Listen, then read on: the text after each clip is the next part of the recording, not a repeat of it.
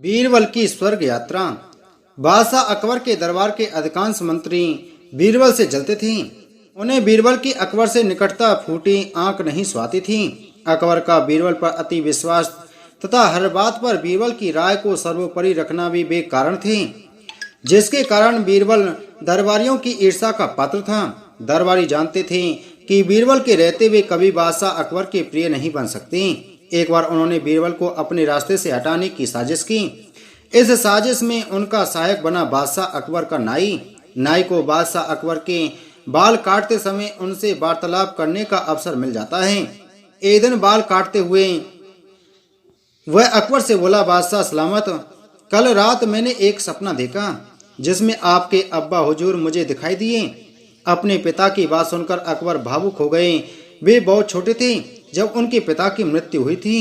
भावुक होकर उन्होंने नाई से पूछा, अच्छा कैसे लग रहे थे अब्बा हुजूर? अपनी बात में अकबर को रुचि लेते देख नाई ने अपनी चाल चल दी। वो ठीक लग रहे थे हुजूर। उन्होंने मुझसे कहा कि वे स्वर्ग में हैं और बहुत आराम से हैं।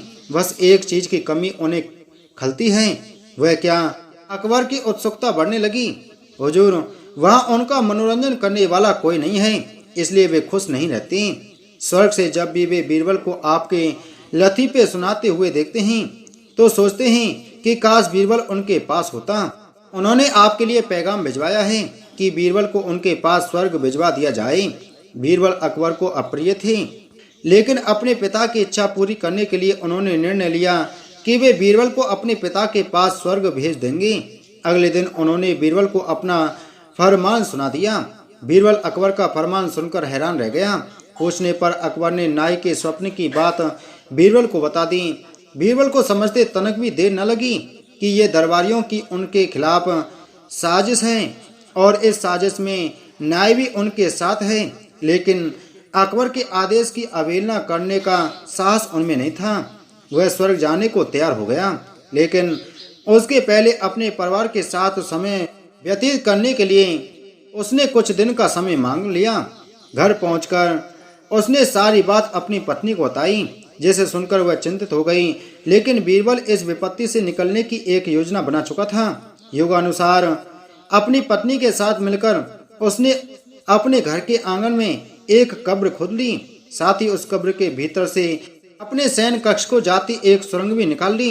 कुछ दिनों तक घर पर रहने के बाद बीरबल अकबर से मिला और बोला, जापना, अब मैं आपके पिता के पास स्वर्ग जाने को तैयार हूँ, किंतु आपसे मेरा निवेदन है कि मेरे परिवार की परंपरा अनुसार मुझे मेरे घर के आंगन में ही जिंदा दफना दिया जाए। अकबर बीरबल की बात मान गए और उसे उसके घर के आंगन में बनी कब्र में जिंदा दफन करवा दिया। योजना अनुसार बीरबल कब्र से लगी सुरंग से होते हुए अपने घर आ गया। उसके बाद 2 महीने तक वह घर पर ही छुपकर रहा। 2 महीने बाद वो अकबर के दरबार में पहुंचा। सारे दरबारी उसे देखकर हैरान थे। बीरबल के बाल और दाढ़ी बड़ी हुई थी और वह बड़ा ही विचित्र नजर आ रहा था। उसे इस अवस्था में अपने सामने देख अकबर ने पूछा, बीरबल, तुम वापस आ गए? हमें बताओ, हमारे अब्बा हुजूर कैसे हैं और तुमने अपनी ये कैसी हालत बना ली है? सब ठीक तो है? जी जापना, स्वर्ग में सब ठीक है। मैं आपके पिताजी से मिला और उन्हें खूब सारे लतीफे सुनाकर उनका मनोरंजन भी किया। आपके पिता खुश भी बहुत हुए।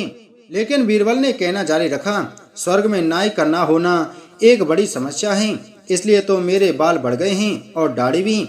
आपके पिताजी के बालों और दाढ़ी की हालत तो मुझसे भी बुरी है, इसलिए उन्होंने स्वर्ग में आपके नाई को भिजवा देने का पैगाम भेजा है। इत्तेफाक से नाई भी उस दिन वहीं था। बीरबल की बात सुनकर उसकी सिट्टी पिट्टी गुम हो गई। उधर अपने अब्बा हुजूर की ये इच्छा भी पूरी करने के लिए अकबर ने नाई को जिंदा दफनाने का आदेश दे दिया। ये आदेश सुनकर डर के मारे नाई अकबर के पैरों पर गिर पड़ा और बीरबल को फंसाने की योजना और उसमें शामिल मंत्रियों के बारे में अकबर को सब कुछ बता दिया।